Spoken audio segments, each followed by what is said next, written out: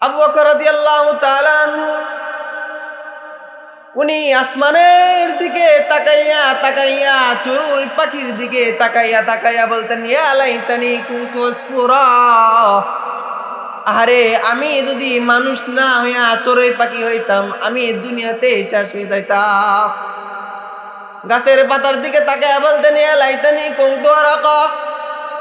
আরে আমি যদি গাছের পাতা হইতাম তো আমি দুনিয়ায় শেষ হয়ে যাইতাম, আমার আর আখিরাতে যাওয়া লাগতো না। অথচ আল্লাহর নবী বলেন, আমি দুনিয়াতে আল্লাহর পরে যদি কাউরে বন্ধু বানাইতাম তো আবু বকরের বন্ধু বানাইতাম। একবার মসজিদে নববীর মধ্যে আল্লাহর নবী সাল্লাল্লাহু আলাইহি সাল্লাম আবু বকরকে বলতেছেন, ও আবু বকর, আপনি হবেন আমার হিজরতের সাথী। আল্লাহ রাব্বুল আলামিন আমাদেরকে হিজরতের আদেশ দিবেন, তো আপনি হবেন আমার হিজরতের সাথী।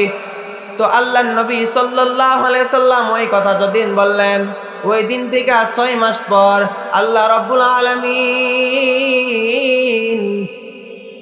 আল্লাহর নবীকে আদেশ করলেন, ও নবী আমার, আপনি হিজরতে যান।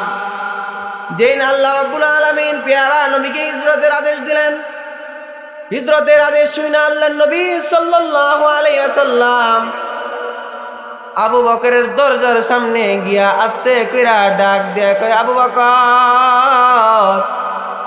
ডাক দেওয়ার সঙ্গে সঙ্গে দরজা খুইলা আবু বকর বের হয়ে গেছে। আল্লাহর নবী ডাক দেয়, কে আবু বকর, আপনি কি ঘুমান না? আবু বকর ডাক দেয়, ও নবী আমার, ওই যে 6 মাস আগে আপনি আমারে বলছিলেন আমি হব আপনার হিজরতের সাথী, ওই দিন থেকে আমি আবু বকরের বিছানার সঙ্গে রাতের বেলায় পিঠ লাগাই না। কারণ হচ্ছে কখন জানি আপনি আয়েশা করে ডাক দেন, আর যদি আপনার ডাকে আমি ইশারা না দিতে পারি তো আপনার সঙ্গে বেয়াদবি হয়ে যাবে। আল্লাহ নবী সাল্লাল্লাহু আলাইহি সাল্লামের সঙ্গে আবু বকর হিজরত করতেছেন, যাইতেছেন। আবু বকর কখনো নবীর ডানে যায়, আবার কখনো বামে যায়, কখনো সামনে যায়, কখনো পিছনে যায়। আল্লাহর নবী ডাক দেয়, কে আবু বকর, আপনি কেন সামনে যান আবার পিছনে যান, কেন ডানে যান গো বামে যান গো আবু বকর?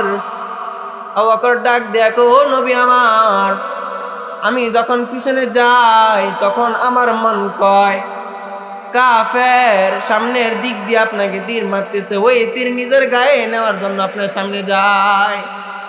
আমি যখন আপনার সামনে যাই তখন আমার মন কয় কাফের বাম দিক থেকে তীর মারতেছে বা বাম দিক থেকে আপনাকে আক্রমণ করবে, এই জন্য আমি আপনার বাম দিকে যাই। আমি যখন আপনার বাম দিকে যাই তখন আমার মন কয় ডান দিক দিয়ে কাফের আপনাকে আক্রমণ করবে, এই জন্য আমি আপনার ডান দিকে যাই। আল্লাহ নবী সাল্লাল্লাহু আলাইহি ওয়াসাল্লাম আবু বকরকে নিয়ে যখন ওই গুহা গারে সৌরের নিচে যায়, আল্লাহ নবীকে আবু বকর ডাক দেয়া কয়, ও নবী আমার, আমি আপনাকে নিজের পায়ে উঠা ওই পাহাড়ের চূড়ার মধ্যে উঠতে দিব না। কারণ আগের যুগে তো সিঁড়ি ছিল না, ছিল আগের যুগে সিঁড়ি, পায়ে বায়া বায়া উঠা লাগতো। আল্লাহ নবীকে আবু বকর ডাক দেয়, ও নবী আমার, আপনি আমার কাঁধে ওঠেন, আপনি আমার পালকি, আমি আপনার পালকি, আপনি পালকির উপর ওঠেন, আপনাকে আমি কাঁধে করে গুহার মধ্যে নিয়ে যাব। আবু বকর রাদিয়াল্লাহু তাআলা আনহুর কাঁধে আল্লাহ নবী উঠলেন। আল্লাহর নবীকে আবু বকর রাদিয়াল্লাহু তাআলা আনহু গুহাগারে সৌরের সামনে নিয়ে নামাইলেন। বলতেছেন, নবী আমার, আগে আমি গুহার মধ্যে প্রবেশ করি, দেখি গুহার মধ্যে কোনো সমস্যা আসেনি। আল্লাহর নবীকে আবু বকর গুহার মধ্যে গেলেন, গিয়ে দেখে গুহার মধ্যে গর্ত আর গর্ত। আবু বকর রাদিয়াল্লাহু তাআলা আনহু পাগড়ি সিরা সিরা গর্তগুলো বন্ধ করতে করতে এক সময় গিয়া দেখে পাগড়ি শেষ হয়ে গেছে, কিন্তু একটা গর্ত বাকি আছে। আল্লাহর নবী সাল্লাল্লাহু আলাইহি সাল্লাম কে আবু বকর ডাক দেয়, ও নবী আমার, আরাম কা তৈয়ার হে, আপনার জন্য আরাম তৈরি হয়ে গেছে, আপনি আসুন, আপনি ঘুমান। আল্লাহর নবী আসলেন। আবু বকরের উরাতের মধ্যে আল্লাহর নবী মাথা রাখা যখন ঘুমাইতেছেন, ওই যে একটা ছিদ্র ছিল, ওই ছিদ্রের মধ্যে আবু বকরের বৃদ্ধাঙ্গুলি দিয়া ওই ছিদ্রটা বন্ধ করে রাখছে। তো ওই ছিদ্রের ভিতর একটা সাপ ছিল, ওই সাপটা আবু বকরের পায়ের মধ্যে কামড়াইতেছে। আবু বকর নবীকে ডাক দেয় না, কারণ হলো আমি যদি আবু বকর চিন্তা করে আমি যদি আমার নবীকে ডাক দেই তো আমার নবীর ঘুম ভেঙে যাবে, এই জন্যই আবু বকর নবীকে ডাকে না। আবু বকরের পায়ের মধ্যে সাপে কামড়ায়, আবু বকর সহ্য করে আছে, আল্লাহর নবীকে ডাক দেয় না। এক পর্যায়ে দেখা যায় আবু বকরের চোখের পানি আল্লাহর নবীর চেহারা মোবারক করে গেছে। পড়ে যাওয়ার সঙ্গে সঙ্গে আল্লাহর নবীর ঘুম ভেঙে গেছে। আল্লাহর নবী ডাক দিয়া কয়, ও আবু বকর আপনি কেন কাঁদেন? আবু বকর রাদিয়াল্লাহু তাআলা আনহু কয়, ও নবী আমার পায়ের মধ্যে সাপে কামড়ায়। তো আল্লাহ নবী সাল্লাল্লাহু আলাইহি সাল্লাম বলেন, মিন ইজাসিন নবী সাল্লাল্লাহু আলাইহি সাল্লাম, আল্লাহ নবী সাল্লাল্লাহু আলাইহি সাল্লাম মুখের একটু লালা নিয়া আবু বকরের পায়ের মধ্যে লাগাইয়া দিছে, তো রক্ত বন্ধ হয়ে গেছে। ওই আবু বকরের কন্যা উম্মুল মুমিনিন হযরত আয়েশা রাদিয়াল্লাহু তাআলা আনহা যেমন বাপ তেমন বেটি। তো আল্লাহর নবীকে একদিন গোসল করাইতেছে, তো আল্লাহর নবী চৌপায়ের উপরে বসলেন গোসল করার জন্য। তো কোনো ক্রমে পায়ের নিচে উম্মুল মুমিনিন আয়েশা রাদিয়াল্লাহু তাআলা আনহার পা আঙ্গুলি চলে গেছে। তো রক্তে ভরে গেছে। আল্লাহর নবী পানির দিকে তাকায় কয়, আয়েশা পানির মধ্যে এত রক্ত কেন? আয়েশা রাদিয়াল্লাহু তাআলা আনহাকে, নবী আমার পায়ের নিচে আমার আঙ্গুলি চলে গেছে। করলা না। আয়েশা কয়, নবী গো আমি যদি করি তো আপনার আবার ওঠা লাগবে, আবার বসা লাগবে। তো আপনার উঠতে যদি কষ্ট হয় এই জন্য আমি করি না, আমি আপনাকে বলি নাই। কেমন মায়া ছিল নবীর জন্য, কেমন ভালোবাসা ছিল। ওই আবু বকরই তো গাছের নিচে বৈশা দাঁড়ায়া পাতার দিকে তাকায় বলতো, ইয়া লাইতানি কুনতু ওয়ারাক, আহারে আমি যদি মানুষ না হইয়া গাছের পাতা হইতাম তো রবের কাছে আমার হিসাব দেওয়া লাগতো না। অথচ আল্লাহর নবী সাল্লাল্লাহু আলাইহি সাল্লাম আবু বকর রাদিয়াল্লাহু তাআলা আনহুকে দুনিয়াতেই জান্নাতের সার্টিফিকেট দিয়ে দিয়েছেন। তারপরে এত কান্না করছে, প্রত্যেক নবী কান্না করছে জাহান্নামের জন্য। হযরত ওমর রাদিয়াল্লাহু তাআলা আনহু একদিন মসজিদে নববীর মধ্যে ফজরের নামাজের মধ্যে দাঁড়াইলেন। ফজরের নামাজের দাঁড়াইয়া পিছন থেকে বিখ্যাত ইহুদি আবু লুলু খঞ্জর মারছে উমরের পিছনে। খঞ্জরের আঘাতে উমরের নাড়ি বুড়ি বের হয়ে গেছে। উমর রাদিয়াল্লাহু তাআলা আনহু জমিনে পড়ে গেছে। পিছন থেকে আরেকজন সাহাবীকে উমর রাদিয়াল্লাহু তাআলা আনহু আদেশ দিলেন, তুমি নামাজ পড়াও। ওই সাহাবী ছোট্ট আকারে নামাজ শেষ করলেন। নামাজ শেষ করার পর দেখতেছে উমর রাদিয়াল্লাহু তাআলা আনহু অজ্ঞান অবস্থায়। উমর রাদিয়াল্লাহু তাআলা আনহু এর সন্তানের কুলের মধ্যে উমর রাদিয়াল্লাহু তাআলা আনহুর মাথাটা। যখন উমর রাদিয়াল্লাহু তাআলা আনহুর হুঁশ ফিরলেন, জ্ঞান ফিরলেন, তো জ্ঞান ফেরার পর উমর রাদিয়াল্লাহু তাআলা আনহু তার সন্তানকে বলে, আমার মাথাটাকে জমিনের সঙ্গে লাগায়া দাও। জমিনের সঙ্গে লাগায়া উমর মাথাটাকে জমিনের সঙ্গে ঘষতেছেন আর বলতেছেন, আরে উমর, আজকে যদি আল্লাহ তোমারে প্রশ্ন করে, আল্লাহ যদি হিসাব চায় তো তুমি কি হিসাব দিয়ে আল্লাহর দরবারে দাঁড়াইবা? উমর আল্লাহ নবীর একজন প্রিয় সাহাবী ছিল, যেখানে আল্লাহ নবী বলছেন আমার পরে যদি কেউ নবী হতো তাহলে উমর হতো। যে উমর রাদিয়াল্লাহু তাআলা আনহু জাহান্নামের ভয়ে এত কান্না করছেন। আপনি আর আমি তো কোনোদিন কান্না করি না, করছি ভাই কোনোদিন?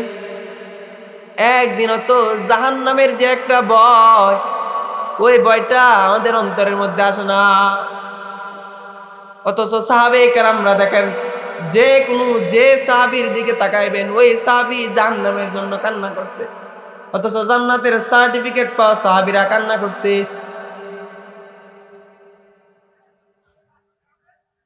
তো আমরা যদি জাহান্নামের ভয়ে একটু নিজেকে অনুতপ্ত করি, তো আল্লাহ আমাদের প্রতি খুশি হয়ে যাবে। কিছুদিন আগে দেখছেন না, 3বার ভূমিকম্প হয়েছে। কেন হয়েছে? এটা হচ্ছে মানুষকে আল্লাহ তাআলা মেসেজ পাঠাইছে, ও দুনিয়ার মানুষ, তোমরা গুনাহ করতে করতে আমি রবকে তোমরা ভুলে গেলা। রব যে একজন আছে তোমাদের ভুলে গেলা, তোমাদের তো মনেই নাই। ওই মনে করে দেওয়ার জন্য আল্লাহ ভূমিকম্প মারছে। অথচ খবরে দেখলাম যে শুক্রবারে ভূমিকম্প হয়েছে, ওই শুক্রবারে কোনো মসজিদে মুসল্লি জায়গা দেওয়ার মতো অবস্থা নাই। কয় না যে ঠেলার নাম বাবাজি, আল্লাহ ঠেলা দিছে, সবাই এসে নামাজের কাতারে দাঁড়ায় গেছে। যখন করোনা ভাইরাস ছিল, সব মানুষ নামাজের দিকে, আল্লাহ আমার ভাইরাস দিও না, আল্লাহ আমার সুস্থ রাখো, আল্লাহকে ডাকাডাকি করে। অথচ সাহাবে কেরামরা আল্লাহ নবীর জন্য জীবন দিছে, আল্লাহ নবীর জন্য কান্না করছে। বাচ্চা হারুন রশিদের যুগে বাহলুল মাজজুব একজন ব্যক্তি ছিল, বুজুর্গ ছিল। বাচ্চা হারুন রশিদের যুগে ওই বুজুর্গ একদিন রাস্তা দিয়ে হাঁটা যায়, আর দেখতেছে এলাকার অনেকগুলি যুবক কান্না করতেছে। তো বাহলুল মাজজুব ওই যুবকের কাছে গিয়া বলে, ও যুবক, তুমি কেন খেলা করো না? তুমি তোমার মনটা কেন খারাপ করে বসে আছো? যুবক বলতেছে, চাচা যান, আফা হাসিবতুম আন্নামা খালাকনাকুম আবাতাও ওয়া আন্নাকুম ইলাইনা লা তুরজাউন। আল্লাহ ইরশাদ করছে, তোমরা কি মনে করছো যে তোমাদেরকে আমি আল্লাহ অনর্থ বানাইছি? তোমরা কি ভাবতেছো আমার কাছে পুনরায় আবার তোমাদের আশা লাগবে না? ওই যুবক এই কথা বলছে। ওই বুজুর্গ বলে, আমি তো অবাক হয়ে গেলাম, যুবক কেন এই কথা বলে। তো আমি ওই যুবককে ওই ছোট বাচ্চাকে ডাক দিয়ে বললাম, ও বাচ্চা, ও ছেলে, তুমি এমন কথা কেন বলতেছ? তোমার তো মাত্র বয়স শুরু হয়েছে, তোমার জীবনটা তো পুরাই বাকি রয়ে গেছে। ওই ছেলে ডাক দিয়া কয়, ও আল্লাহর ওলি, বাড়িতে দেখি আমার মা চুলার মধ্যে যখন আগুন জ্বালায়, তো আগুন জ্বালানোর সময় ছোট ছোট লাকড়িগুলি আগে দেয়, ছোট ছোট লাকড়ি দিয়া যখন আগুন জ্বলে, আগুন জ্বলার পর তারপরে বড় বড় লাকড়ি দেয়। আল্লাহ যদি হাসরের ময়দানের দিন আমাদের মতো ছোট ছোট বাচ্চাদেরকে দিয়া জাহান্নামের আগুন জ্বালায়, তো ওই দিন তো আল্লাহর দরবারে আমরা আল্লাহর কাঠ ধরে আমরা দাঁড়াইতে হবে। ওই বুজুর্গ এই ছেলের কথা শুনে তো অবাক হয়ে গেছে। আরে কি, কতটুকু ছেলে, তার চিন্তা কত বড়। সে চিন্তা করতেছে, আরে আমার যদি রবের কাছে হিসাব দেওয়া লাগে, আমি কেমনে রবের কাছে হিসাব দিব? তো আপনি আর আমি বালেক, আপনি আর আমি বুঝবান। ওই ছেলে নাবালেক ছেলে, ছোট বাচ্চা, ওই বাচ্চা যদি চিন্তা করতে পারে আমি রবের কাছে কি হিসাব দিব, আল্লাহ যদি আমাকে দিয়া জাহান্নামের আগুন জ্বালায়, তো আমি রবের সামনে কেমনে দাঁড়াবো? ছোট বাচ্চার ভিতরে এমন নিয়ত থাকলে আমি আর আপনি কেমন অবুঝ হয়ে গেলাম, কেমন নির্বোধ হয়ে গেলাম রে ভাই। আমরা চিন্তা করতেছি আমাদের হিসাব দেওয়া লাগবে না, অথচ আল্লাহ তাআলা, আল্লাহ রাব্বুল আলামিন ওয়াদা করছেন, ও দুনিয়ার মানুষেরা, তোমরা কি জানো কিয়ামত কিয়ামত হবে? ও দুনিয়ার মানুষেরা, তোমরা কি জানো দুনিয়ার মানুষ তারা ভাইরাসে আক্রান্ত হবে, তারা মহামারীর মধ্যে আক্রান্ত হবে, তারপরে রবকে চিনবে না। তা আল্লাহ রাব্বুল আলামিন ওয়াদা করতেছেন, ও দুনিয়ার মানুষ, তোমরা কি চিন্তা করতেছো তোমাদের মৃত্যু হবে না? অথচ আল্লাহ রাব্বুল আলামিন নিজে বলছে, কুল্লু নাফসিন যায়িকাতুল মাউত, করতে হবে। আল্লাহ এই আয়াত কি ওয়াদা করছেন, ও দুনিয়ার মানুষ, তোমরা কি ভাবতেছো তোমাদের মৃত্যুর পর তোমাদের হিসাব দেওয়া লাগবে না? যদি এমন ধারণা তোমরা কইরা থাকো, তাহলে তোমরা এই ধারণা ভুলা যাও। মৃত্যু তোমাদের হবে, তোমাদের রবের কাছে তোমাদের হিসাব দেওয়া লাগবে। আল্লাহর কথা আমরা যদি চিন্তা করি, আমাদের কিয়ামত হবে না, রবের কাছে আমাদের হিসাব দেওয়া লাগবে না। আমার মনে হইতেছে এখনকার জমানের মানুষেরা এরকম চিন্তা করে যে কিয়ামত মনে হয় হইতো না, রবের কাছে মনে হয় হিসাব দেওয়া লাগবে না, রবের কাছে মনে হয় হিসাব দেওয়া লাগবে না। এখন আমার মনে হয় এখনকার মানুষেরা এরকম চিন্তা করে। মৃত্যুর পর তার যে একটা জগৎ আছে, ওই জগতের কথা এখনকার মানুষ ভুলে গেছে। এটা বাস্তব। তো মসজিদের দিকে তাকাইলে দেখা যায় মানুষ একজনা নামাজি না। বাজারে ব্যবসা বাণিজ্যের দিকে তাকাইলে দেখা যায় সুদ, ঘুষ আর দালালি দ্বারা বেড়ে গেছে।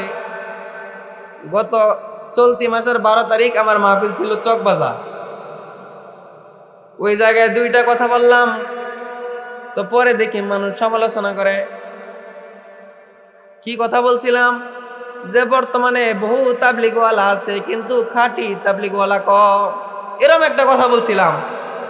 কিন্তু যে ব্যক্তি সূরা ফাতিহা জানে না, সে ব্যক্তি দেখি মসজিদের সামনে দাঁড়ায় সমালোচনা করতেছে, হুজুর এমন কি কথা কইলো। অথচ কিন্তু আমি ভুল কিছু বলি নাই। দুনিয়ায় সাহাবে কেরামদের যুগে যেমন তাবলিগ ছিল, সাহাবে কেরামদের যুগে যেমন তাবলিগ ছিল, বর্তমান যুগে কিন্তু তেমন তাবলিগ নাই। অথচ আজ থেকে 10 বছর 20 বছর আগের জমানার দিকে তাকান, ওই জমানায় যেমন তাবলিগ ছিল এখনকার জমানায় কিন্তু তেমন নাই। বলতে পারেন হুজুর এমন কথা কেন বলে? আগের যুগের তাবলিগ ওয়ালাদের নিয়ত ছিল খালেস, আর এখনকার যুগের অধিকাংশই তাবলিগ ওয়ালার নিয়ত থাকে গড়বড়। থাকে না এরকম? আপনার এখন থাকে না? অবশ্যই থাকে। তাবলিগে যায় লোক দেখানোর জন্য, তাবলিগে যায় কিছু এরকম মানুষ পাওয়া যায়, তাবলিগে যায় সময় কাটানোর জন্য। অথচ সাহাবায়ে কেরামরা বলছেন, আল্লাহ তাআলা পবিত্র কোরআনের কারীমের মধ্যে বলেন, ইয়া আইয়ুহাল্লাযীনা আমানু কু আনফুসাকুম ওয়া আহলিকুম নারা ওয়াকুদুহান নাস ওয়াল হিজারাতু আলাইহা মালাইকাতুন গিলাদুন শিদাদুল্লাহি লা ইয়াসুনাল্লাহা মা আমারাহুম ওয়া ইয়াফআলুনা মা ইউমারুন। আল্লাহ রাব্বুল আলামিন এই আয়াতে কারীমের মধ্যে আল্লাহ বলেন, হে দুনিয়ার ঈমানদার, তোমরা যারা ঈমান আনছো, আগে নিজে ইসলাম ঈমান আগে নিজের জীবনের মধ্যে পরিপূর্ণভাবে ফিটিং করো, তারপরে তুমি তোমার আহালকে বাঁচাও। তোমার আহাল যখন ইসলামের দিকে পরিপূর্ণ দাবিতা হয়ে যাবে, তখন তুমি তোমার মহল্লার মধ্যে মানুষকে দ্বীনের দাওয়াত দাও। যখন তোমার মহল্লার মানুষেরা দ্বীনের দিকে, ইসলামের দিকে দাবিতা হয়ে যাবে, তখন তুমি তোমার ইউনিয়নের মানুষকে দ্বীনের দাওয়াত দাও। আল্লাহ নবী বলছেন, ও দুনিয়ার মানুষেরা রে, তোমরা আগে নিজে দ্বীন শিখো, তারপরে তোমার পরিবারকে শিখাও। কিন্তু দেখেন বর্তমান সময় এমন পাওয়া যায়, নিজের পরিবার বর্গ, ছেলে তার কোনো লেবাস নাই, তার মুখে দাড়ি নাই, ছেলে নামাজ পড়ে না, গাঞ্জা খায়, সিগারেট খায়, মেয়ে পর্দা করে না, মেয়ে বেপর্দায় চলে, মেয়ে নামাজ পড়ে না, স্ত্রী পর্দা করে না, স্ত্রী বেপর্দায় চলে। অথচ কিন্তু তাদের সাথে সে তাবলীগের দাওয়াত দিতে পারে না। দ্বীনের কাজের সময় মানুষ দুর্বল হয়ে যায় আত্মীয় স্বজনের কাছে। অথচ টাকা পয়সার দিক দিয়া দেখেন আগে যখন টাকা ইনকাম করে, ইনকাম করার পর আগে তার পরিবারের মানুষকে খাওয়ায়, ঠিক না? নাকি আগে দূরের মানুষকে দেয়? এমন কেউ আছে যে দূরের মানুষকে আগে টাকা দেয়? একজনও খুঁজে পাওয়া যাবে না। কারণ হচ্ছে তার জীবনে টাকাটা দরকার।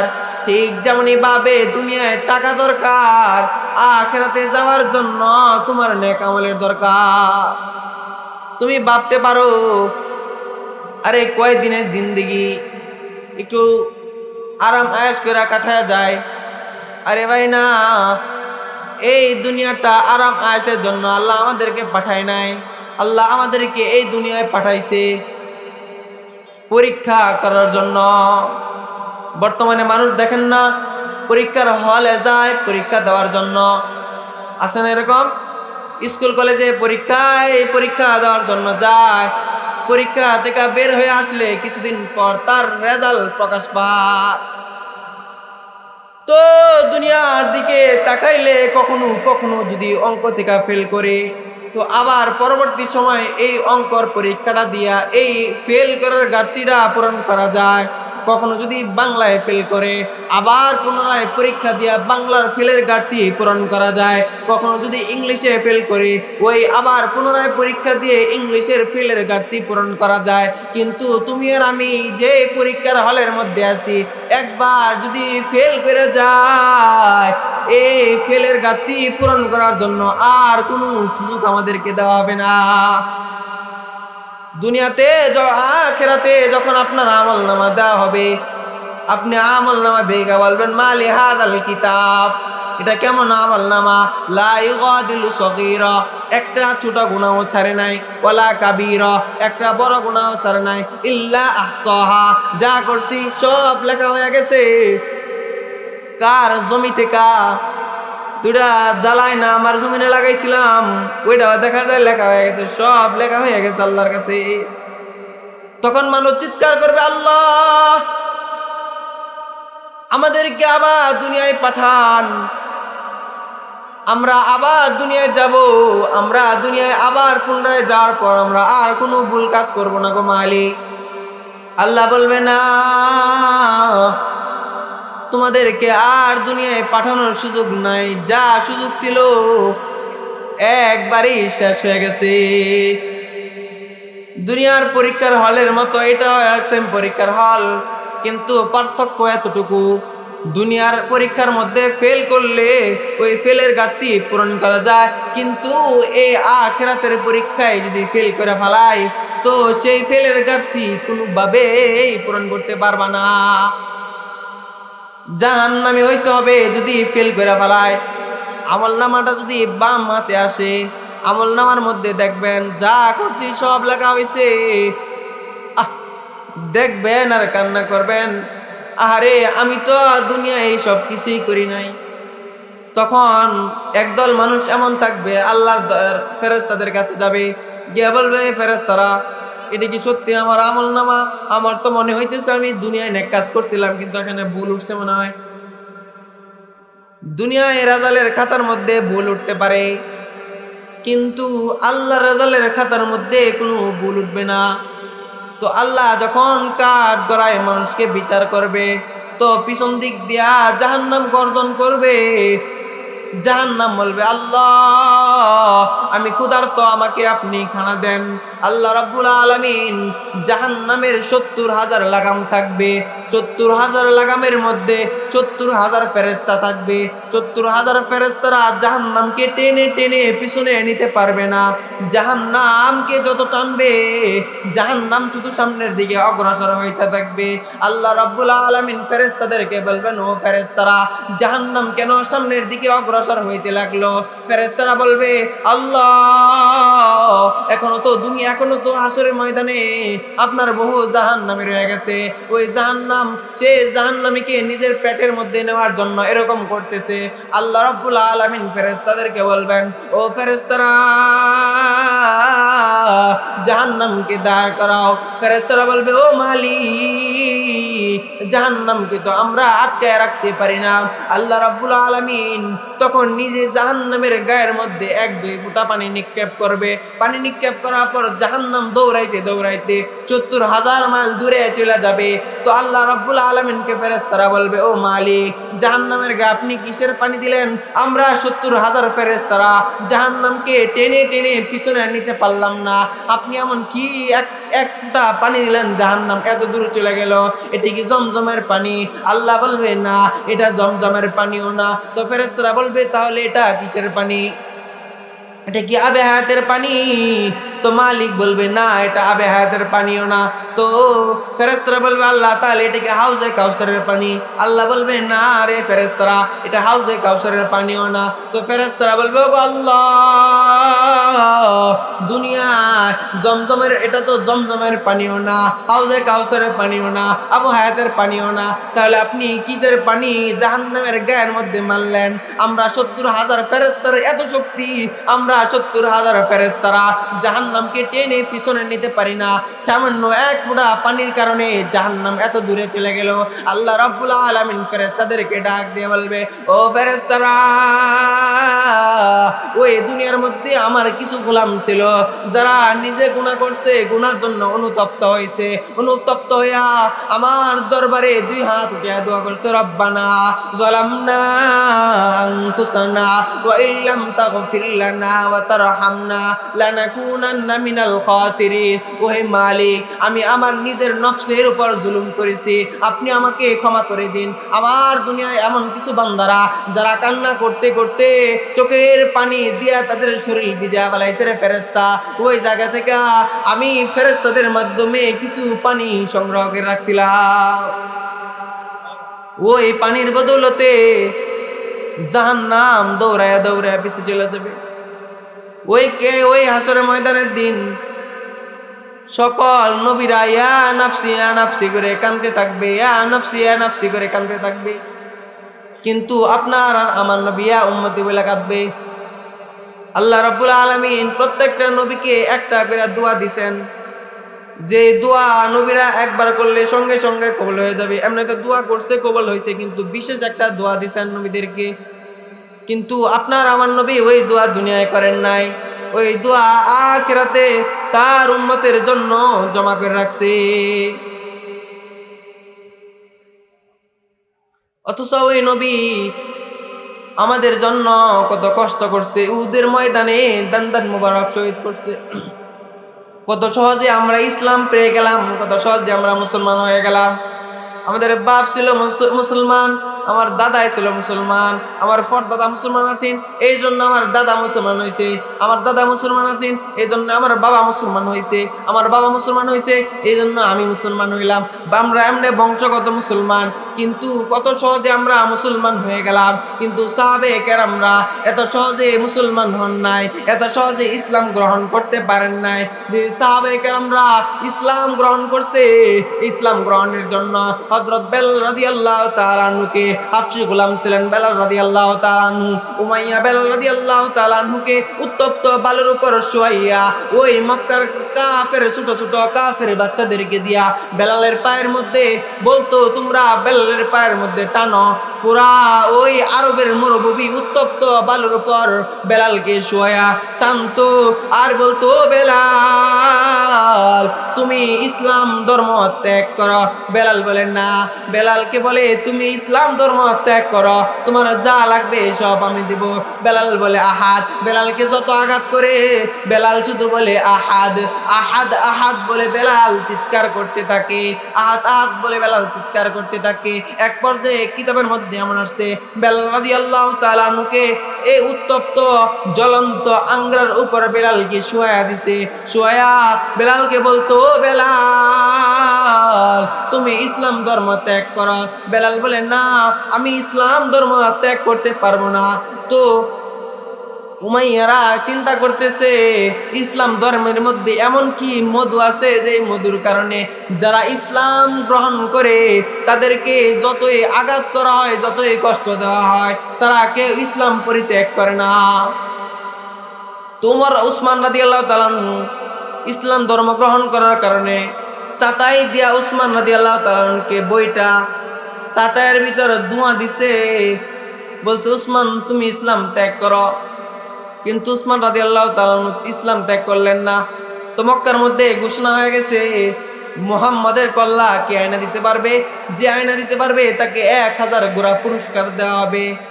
হযরত উমর রাদিয়াল্লাহু তাআলা আনহু তরবারি নিয়ে বলতেছে আমার এই তরবারি দিয়ে আমি মুহাম্মাদের কল্লা নিয়ে আসব। যেই না উমর রাদিয়াল্লাহু তাআলা আনহু আল্লাহর নবীর দরবারের দিকে রওনা করলেন, আল্লাহর নবীর কল্লা নিয়ে আসবেন। রাস্তার মধ্যে এক ব্যক্তি বলে ওই উমর তুমি তরবারি নিয়ে কোথায় যাও? উমর রাদিয়াল্লাহু তাআলা আনহু বলে মুহাম্মাদের কল্লা আনবো। তো ওই ব্যক্তি বলে তুমি কি তোমার ঘরের খবর রাখছনি? তোমার ভগ্নিপতি আর তোমার বোন তো ঈমান আনছে, মুসলমান হয়ে গেছে। উমর কয় কি কও? তো দৌড়ে গেছে আগে ওই ব্যক্তি বলতেছে আগে নিজের ঘর বাঁচাও, তারপরে তুমি মুহাম্মাদের কল্লা আনো। তো উমর রাদিয়াল্লাহু তাআলা আনহু তার বোনের বাড়িতে দৌড়ে গেলেন। তো বাইরে থেকে শুনতেছে কি যেন একটা মিটমিট করে আওয়াজ আসতেছে। উমর রাদিয়াল্লাহু তাআলা আনহু তার বোনকে এত মারলেন, এত মারলেন, এত মারলেন, তার বোন কালিমা ত্যাগ করে নাই। তার ভগ্নিপতিকে মারলেন, তার ভগ্নিপতি কালিমা ত্যাগ করে নাই। তারপরে উমর রাদিয়াল্লাহু তাআলা আনহু বলতেছেন আরে তোমরা কি যেন একটা পড়তেছিলাম, আমি বাইরে থেকে শুনতেছিলাম, আমিও ওই পড়াটা একটু পড়তে চাই। তো উমর রাদিয়াল্লাহু তাআলা বোন বলতেছে ওমা ভাই আমার তুমি এখন নাপাক আছো, তুমি এই নাপাক অবস্থায় তুমি এটার মধ্যে হাত দিতে পারবে না। তো উমর বলে তাহলে আমার কি করা লাগবে? তো উমরের বোন বলে তুমি আগে গোসল করে পাক পবিত্র হয়ে আসো। উমর যখন পাক পবিত্র হয়ে আসলো তো উমর রাদিয়াল্লাহু তাআলার সামনে পাঠ করতেছে তাহা মা আনজালনা আলাইকাল কুরআনা লিতাশকা। তাহা সূরা পাঠ করার কিছু অংশ ওমর রাদিয়াল্লাহু তাআলার সামনে পাঠ করলেন। ওমর বলে এটা তো যেই সেই বাণী না, মুহাম্মাদের বাণী মাত্র সত্য। ওমর রাদিয়াল্লাহু তাআলা তার বোনদেরকে বলতেছে ও বোনেরা আমার মুহাম্মাদের দরবারে নিয়ে যা। ওমর রাদিয়াল্লাহু তাআলা তার বোনেদের সঙ্গে মুহাম্মাদের দরবারে গেলেন। মুহাম্মাদের দরবারে গিয়া যখন সাহাবে কেরামরা দেখতেছেন আর দেখে বলতেছেন ও নবী আমার ওই যে উমর আসতেছে, আপনি লুকায়া যান। আল্লাহর নবী বলে ও সাহাবে কেরামেরা আজকে এই যে উমর আসতেছে আমাকে আঘাত করার জন্য আসতেছে না, উমর আসতেছে ইসলামের ছায়ার নিচে আসার জন্য। উমর রাদিয়াল্লাহু তাআলা আসলেন আল্লাহর নবীর সামনে এসে ও নবী আমার আমি তো আপনার কল্যাণ নেওয়ার জন্য আসতেছিলাম, তো রাস্তার মধ্যে শুনলাম আমার ভগ্নিপতি ঈমান আনছে, মুসলমান হয়ে গেছে। তো আমিও আপনার উপর ঈমান আনতে, আমিও আল্লাহর উপর ঈমান আনতে চাই। আপনি আমাকে পড়ায়া দেন আশহাদু আল্লা ইলাহা ইল্লাল্লাহু ওয়া আশহাদু আন্না মুহাম্মাদান আবদুহু ওয়া রাসূলুহু। ওমর রাদিয়াল্লাহু তাআলা উনি ইসলাম ধর্ম গ্রহণ করার পূর্বে মক্কার মধ্যে গোপনে গোপনে ইসলামের দাওয়াত চলতো, নামাজও চলতো গোপনে গোপনে। তো ওমর রাদিয়াল্লাহু তাআলা ইসলাম ধর্ম গ্রহণ করে বুকের মধ্যে তরবারিটা হাতের মধ্যে নিয়া মক্কার মধ্যে এমন কোন বেটা আসস যে ইসলামের এমন কোন বেটা আসস যে নিজের মার কুল খালি করবি, এমন কি আসো নিজের স্ত্রীকে বিধবা করবি, তো আয় আমার সামনে আয়, আজ থেকে মক্কার মধ্যে প্রকাশ্যে আযান চলবে। উমর রাদিয়াল্লাহু তাআলা ওনারা ইসলাম ধর্ম গ্রহণ করছে।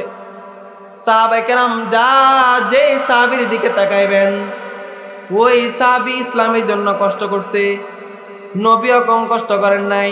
কিন্তু ভাই আমার আল্লাহ নবী তো আমাদেরকে ইসলামের জন্য এত কষ্ট করতে বলেন নাই। আমরা যদি নবী আমাদেরকে যে বিষয়াবলী আমাদেরকে দিয়ে গেছেন ওই বিষয়গুলি যদি আমরা তাকরার করি, আল্লাহ নবী বলেন তারাকতু ফীকুম আমরাইন লাং তাদিল্লু মা তামাসসাকতুম বিহিমা কিতাবাল্লাহি ওয়া সুন্নাত রাসূলি। ও আমার দুনিয়ার উম্মতের দল, আমি তোমাদের সামনে দুইটা জিনিস রেখে গেলাম, একটা হচ্ছে আল্লাহর কুরআন, আরেকটা হচ্ছে আমি নবীর সুন্নাত। তোমরা তারা এই দুইটাকে আগলায় রাখতে পারবা, তো আমি নবী তোমাদেরকে কথা দিয়ে যাই, তোমরা নিঃসন্দেহে জান্নাত পাইবা। তো যে কথা বলতেছিলাম, আল্লাহ রাব্বুল আলামিন যে হাসরের ময়দানের দিন বিচার কার্যক্রম শুরু করবে, তো একদল লোক দৌড়ে যাবে, বলবে আল্লাহ, ওই একদল লোক হযরত আদম নবীর কাছে যাবে, গিয়ে বলবে ও আদম নবী, আল্লাহর কাছে সুপারিশ করেন, আল্লাহ যেন আমাদেরকে মাফ করে দেয়। আদম নবী বলবে আমি তো আল্লাহর কাছে বলতে পারবো না, কারণ আমি নিজেই তো অপরাধী। তো বলতেছে আপনি আবার কি অপরাধ করলেন? আপনি না আল্লাহর নবী ছিলেন? আল্লাহ তো আমার জান্নাতে পাঠাইছে, আমি আল্লাহর কথা অমান্য করে আমি জান্নাত থেকে বের হয়ে গেলাম, এই জন্যই আমি আল্লাহর কাছে এই তোমাদের ব্যাপারে নালিশ করতে, তোমাদের ব্যাপারে আমি আল্লাহর কাছে সুপারিশ করতে পারবো না। তো বলতেছে তাহলে কে করবে? দেখো কেউ আছে কিনা। তো ওই একদল লোক ইব্রাহিম নবীর কাছে যায়, গিয়ে বলবে ও ইব্রাহিম নবী, আপনি তো আমাদের জাতির পিতা ছিলেন, আপনি আমাদের ব্যাপারে সুপারিশ করুন। ইব্রাহিম আলাইহিস সালাম বলবেন না, আমি সুপারিশ করতে পারবো না। মুসা নবীর কাছে যাবে, মুসা নবী বলবেন না, আমি সুপারিশ করতে পারবো না। নূহ নবীর কাছে যাবে, নূহ নবী বলবে না, আমি সুপারিশ করতে পারবো না, কারণ আমি দুনিয়াতে সব কিছু বন্যায় ধ্বংস করে দিয়েছি আমার দোয়ার মাধ্যমে। তো নূহ আলাইহিস সালাম বলবে তোমরা অন্য কারোর কাছে যাও। সর্বশেষ ঈসা নবীর কাছে যাবে, ঈসা নবী বলবে আমি তোমাদেরকে সাহায্য করতে পারবো না, তবে একজন আছে তোমাদেরকে সাহায্য করতে পারে। ওই শেষ প্রান্তে গিয়া দেখবা একজন ব্যক্তি সেজদা দিয়া কান্না করতেছে, তার কাছে গিয়া বলো, সে মনে হয় তোমাদের জন্য কিছু করতে পারবে। ওই ব্যক্তি আমাদের নবী, ব্যক্তিটাই হচ্ছে আমাদের নবী হযরত মুহাম্মদ মুস্তাফা সাল্লাল্লাহু আলাইহি ওয়াসাল্লাম। তো নবীর কাছে গিয়া বলতেছে ইয়া রাসূলুল্লাহ, আমরা তো অপরাধী, এখন আপনি যদি আল্লাহর কাছে একটু সুপারিশ করেন। তো আল্লাহ নবী সাল্লাল্লাহু আলাইহি সাল্লাম তাদের ব্যাপারে সুপারিশ করবেন, কিন্তু তারা অপরাধ এত এত এত অপরাধ করার কারণে তাদের সুপারিশ গ্রহণ করা হবে না।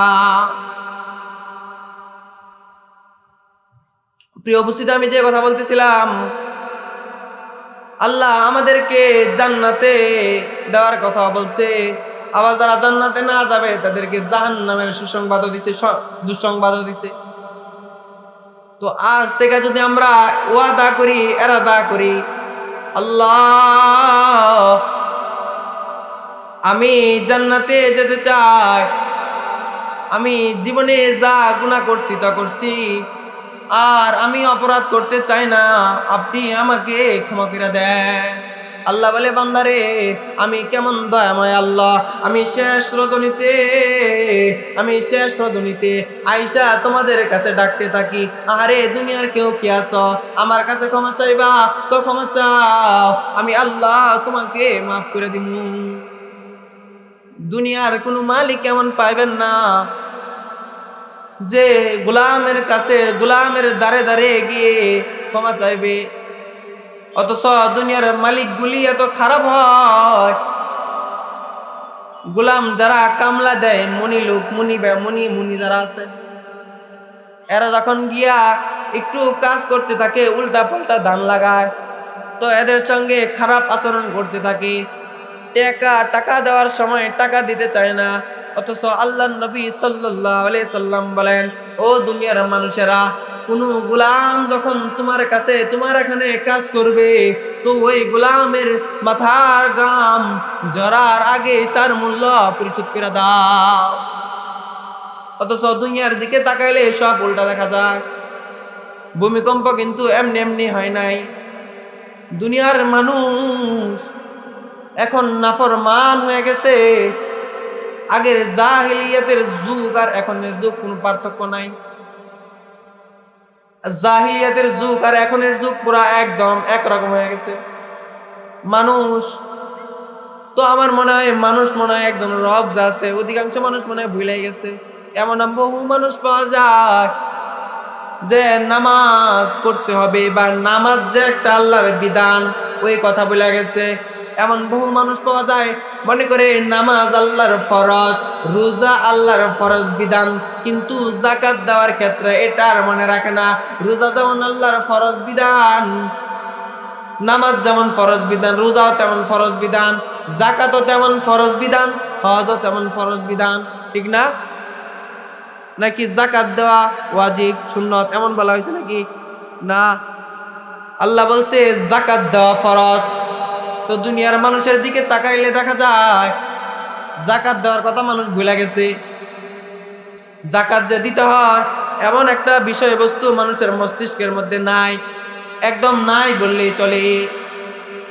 মানুষ সবাই চিন্তা করে আমার ট্যাগ, আমার যে কুণ্ডুলি আছে ওইটা কিভাবে ভর্তি করতে পারবো।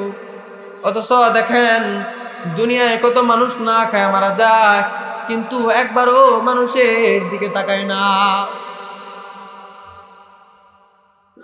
তো আল্লাহর নবী একজন, ছোট্ট একটা ঘটনা বলে আমি শেষ করে দিব। আল্লাহর একজন প্রিয় সাহাবী ছিলেন, নাম তার ছিলেন আলকামা রাদিয়াল্লাহু তাআলা আনহু। আলকামা রাদিয়াল্লাহু তাআলা আনহু অসুস্থ, বিছানার মধ্যে পড়ে গেছে। আলকামার স্ত্রী নবীর কাছে দৌড়া গিয়ে বলে, ও নবী আমার আলকামা অসুস্থ, আমার আলকামা বিছানায় পড়ে গেছে, তার জবান দিয়া কালিমা বের হয় না গো নবী আমার। যে আল্লাহর নবীকে আলকামার স্ত্রী এই কথা বললেন, তো আল্লাহর নবী সাল্লাল্লাহু আলাইহি সাল্লাম হযরত বেলাল সহ আর কয়েকজন সাহাবীদেরকে নিয়ে আল্লাহর নবী সাল্লাল্লাহু আলাইহি সাল্লাম আলকামার বাড়ির মধ্যে গেলেন। আলকামার বাড়ির মধ্যে গিয়া আল্লাহর নবী সাল্লাল্লাহু আলাইহি সাল্লাম সাহাবায়ে কেরামদেরকে বলতেছেন, ও সাহাবায়ে কেরাম, যাও তোমরা আলকামার চোখের পাশে বসো, বইসা তোমরা কালিমা পাঠ করতে থাকো, দেখো আলকামার জবান দিয়া কালিমা বের হয় কিনা। কিন্তু অনেকক্ষণ সাহাবায়ে কেরামেরা আলকামার চোখের পাশে বইসা কালিমা পাঠ করতে লাগলো, কিন্তু আলকামার জবান দিয়া কালিমা বের হয় না। সাহাবায়ে কেরাম আল্লাহর নবীর কাছে আসলেন, এসে বলতেছে, ও নবী আমার, অনেকক্ষণ যাবত আমরা চেষ্টা করতেছি, কিন্তু দেখি আলকামার জবান দিয়া কালিমা বের হয় না। আল্লাহর নবী সাহাবায়ে কেরামদেরকে বলতেছেন, ও সাহাবায়ে কেরাম, তোমরা কি জানো আলকামার বাবা অথবা মা কেউ কি জীবিত আছে? আল্লাহর নবীকে সাহাবায়ে কেরাম বলতেছে, ও নবী আমার, আলকামার বাবা ইন্তেকাল করছে, কিন্তু আলকামার মা আছে, কিন্তু আলকামার সঙ্গে থাকে না। আল্লাহর নবী সাল্লাল্লাহু আলাইহি সাল্লাম সাহাবায়ে কেরামদেরকে বলতেছেন, ও সাহাবায়ে কেরাম, যাও আলকামার মাকে নিয়ে আসো। যখন আলকামার মাকে নিয়ে আনা হলো, আল্লাহর নবী সাল্লাল্লাহু আলাইহি সাল্লাম আলকামার মাকে ডাক দেখে, ও আলকামার মা, তোমার আলকামা কেমন মানুষ? আলকামার মা ডাক দেখ, ও নবী আমার আলকামাই তো খুব ভালো মানুষ, আমার আলকামা তো দান করে, আমার আলকামা তো নামাজও করে, আমার আলকামা তো আপনার প্রিয় একজন সাহাবী, কিন্তু আমি তার প্রতি সন্তুষ্ট। যেই না আলকামার মা এই কথা বললেন, তো আল্লাহর নবী বুঝা গেছে কি কারণে আলকামার জবান দিয়া কালেমা বের হয় না। আল্লাহর নবী আলকামার মাকে ডাক দিয়া কয়, ও আলকামার মা, আলকামাকে আপনি ক্ষমা করে দেন। কিন্তু আলকামার মা কয়, ও নবী আমার, আলকামা আমাকে এত কষ্ট দিছে, আমি আলকামাকে ক্ষমা করতে পারবো না। আল্লাহর নবী সাল্লাল্লাহু আলাইহি সাল্লাম সাহাবায়ে কেরামদেরকে বললেন, ও সাহাবায়ে কেরাম, আলকামার চোখের পাশে আগুন জ্বালানোর ব্যবস্থা করো। যে না সাহাবায়ে কেরাম আলকামার চোখের পাশে আগুন জ্বালানোর ব্যবস্থা করলেন। আগুন জ্বালানোর পর আলকামা আল্লাহর নবী সাহাবায়ে কেরামদেরকে বললেন, ও সাহাবায়ে কেরাম, আলকামাকে দইরা আগুনের মধ্যে ফালাও। আলকামার মা সেখানে পাশে বসা ছিল। আলকামার মা ডাক দেখো, ও নবী আমার, আলকামাকে আপনি আগুনে ফালায়েন না, আমি মা সামনে থাকতে আমার সন্তান আগুনের মধ্যে পড়বে, আমি তা বরদাস্ত করতে পারবো না। তো আল্লাহর নবী আলকামার মাকে ডাক দেখে, ও আলকামার মা, তাহলে তুমি তোমার সন্তানের উপর সন্তুষ্ট হয়ে যাও, এটা তো মাত্র দুনিয়ার আগুন, তুমি দুনিয়ার আগুন তোমার সন্তানের গায়ে জ্বলবে, এটা তুমি সহ্য করতে পারবে না। তো হাসরের ময়দানের আগুন এত ভয়ঙ্কর আগুন, তুমি কি চাও তোমার সন্তান ওই আগুনের মধ্যে জ্বলো? আলকামার মা ডাক দেখে, ও নবী আমার, কোন মা চায় তার সন্তান আগুনের মধ্যে জ্বলো? তো আল্লাহ নবী সাল্লাল্লাহু আলাইহি সাল্লাম আলকামার মাকে ডাক দেয়া কয়, ও আলকামার মা, আলকামাকে তুমি ক্ষমা করে দাও। আলকামার মা বললেন, ও নবী আমার, আমি আলকামাকে ক্ষমা করে দিলাম। যে না আলকামার মা মুখ দিয়া এই কথা বলতে দেরি, আমি আলকামাকে ক্ষমা করে দিলাম। সঙ্গে সঙ্গে আলকামার জবান দিয়া কালিমা বের হতে লাগলো, আশহাদু আল্লা ইলাহা ইল্লাল্লাহু ওয়া আশহাদু আন্না মুহাম্মাদান আবদুহু ওয়া রাসূলুহু। তো সাহাবী দেওয়ার কারণে সাহাবীর মুখ দিয়া যদি কালিমা বের না হয়, তো আপনি আর আমি তো সাধারণ মানুষ। বর্তমান সময়ে অধিক এরকম দেখা যায়, সন্তান মাকে মারে, সন্তান মাকে হত্যা করে ফেলায়, সন্তান মাকে বাড়ি থেকে বের করে দেয়, সন্তান বাবাকে বাড়ি থেকে বের করে দেয়। এক সাহাবী, তার বাবা ছিল কাফের। ওই সাহাবী আল্লাহর নবীর কাছে এসে বলে, ও নবী আমার বাবা আমাকে নামাজ পড়তে দেয় না, আমার বাবা আমাকে ইসলামের ধর্মের যে বিধানগুলো আছে ওইগুলি পালন করতে দেয় না। কোন নবী আমি কি আমার বাবার কাছ থেকে পৃথক হয়ে যাব নাকি? আল্লাহ নবী কয়, সাবধান, তোমার বাবা কাফের হোক, তোমার বাবা মুনাফিক হোক, তারপরেও তুমি তোমার বাবার কাছ থেকে পৃথক হইতে পারবা না। কারণ হচ্ছে আল্লাহর নবী সাল্লাল্লাহু আলাইহি সাল্লামকে একবার এক সাহাবী জিজ্ঞাসা করতেছেন, ও নবী আমার, আল্লাহর কাছে সবচেয়ে প্রিয় কে, মা না বাবা? আল্লাহর নবী কইছে মা। আবার প্রশ্ন করে সবচেয়ে প্রিয় কে? বলে মা। আবার প্রশ্ন করছে, কয় মা। আবার প্রশ্ন করছে চতুর্থবারের জায়গায় বলে বাবা। ওই সাহাবী প্রশ্ন করলে, ইয়া রাসূলুল্লাহ, তিনবার মায়ের কথা বললেন, একবার বাপের কথা বললেন, কারণ কি? আল্লাহ নবী সাল্লাল্লাহু আলাইহি সাল্লাম ওই সাহাবীকে ডাক দেয়া, ও সাহাবী, তুমি কি জানো একজন মা তার সন্তানের জন্য কত কষ্ট করে? গভীর রজনীতে শীতের মধ্যে যে সন্তান যখন বিছানার মধ্যে প্রস্রাব করে দেয়, ওই ভিজা জায়গার মধ্যে বাবাকে শুইতে দেয় না। বাবা যদি শুই তো বাবা চিৎকার করে, বাবা রাগারাগি করে, কিন্তু ওই ভিজা জায়গার মধ্যে মা শুয়ে যায়, তোমাকে ওই ভিজা জায়গার মধ্যে শুইতে দেয় না। ওই সন্তান দুনিয়ায় কত আকাম কুকাম করে, কিন্তু মা তা সহ্য করে আনে। দুনিয়ায় কত মানুষ তাকে তাড়া দেয়, কিন্তু মা কখনো সন্তানকে তাড়ায় না। মা এমন কষ্ট করে সন্তানের জন্য। মার গর্ভে যখন সন্তান থাকে, সন্তান যখন মার পেটের মধ্যে আঘাত করে, আঘাত করার কারণে মা দরজার মধ্যে দেখবেন অনেক সময় মা দরজার সামনে দাঁড়ায় কান্না করে।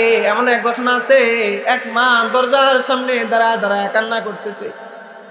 স্ত্রী স্বামী রাতের বেলায় বাড়িতে এসে কয়, বিবি আমার, তুমি কেন কাঁদো? তোমার কি বাবার বাড়ির কথা মনে পড়ছে? ও স্বামী আমার, না, আমার বাবার বাড়ির কথা মনে পড়ে নাই। তো তাহলে কি তোমার অন্য কোনো কথা মনে পড়ছে, বা কোথাও যাইতে মন চাইছে? কোন নবী আমার, না স্বামী আমার, না না, আমার বাবার বাড়ির কথাও মনে পড়ে নাই, আমার কোথাও যাইতেও মনে চায় না। আমার কষ্ট হচ্ছে আপনার যে কলিজার টুকরা আমার পেটের মধ্যে একটু পর পর লাথি মারে, আর ওই লাথির আঘাতে আমার কলিজাটা কম্পন শুরু হয়ে যায়।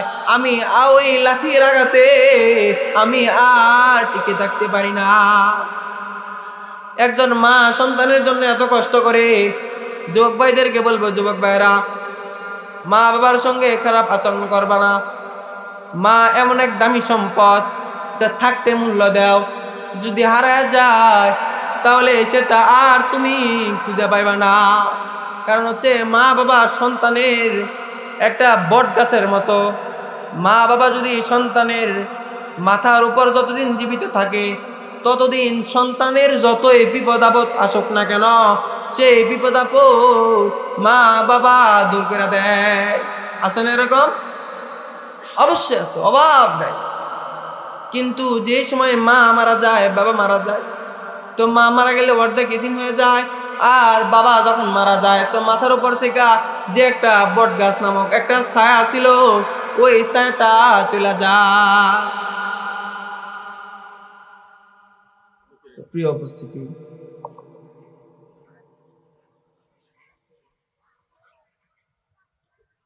সময় প্রায় শেষ। তো আমার কথা, সবগুলো কথা কিন্তু আমরা সবাই জানি, কথাগুলি আমরা সবাই পারিও, কিন্তু সবগুলো কথা আবার পুনরায় আপনাদেরকে বলে দেওয়ার কারণ হচ্ছে, আমি শুরুতেই বলছি, বর্তমান সময়ে মানুষ একবারে নির্দয়, প্রভুহীন, রবহীন হয়ে গেছে। আবার আপনাদেরকে পুনরায় স্মরণ করে দিলাম, রব একজন আছে, জাহান্নামও আছে, জান্নাতও আছে। দুনিয়ায় যতদিন থাকি না কেন একদিন আমাদের মৃত্যুবরণ করতেই হবে। মৃত্যুর পর আমাদের যে আসল ঠিকানা হবে, ওই আসল ঠিকানায় যাওয়ার জন্য আমরা সামানা তৈরি করতে রাজি আছি তো ইনশাআল্লাহ? সবাই আমার জন্য দোয়া করবেন, আল্লাহ তাআলা যেন আমাকে দ্বীনের খাদেম হিসেবে কবুল করেন। আমিন। ওয়া আখিরু দাওয়ানা আলহামদুলিল্লাহ।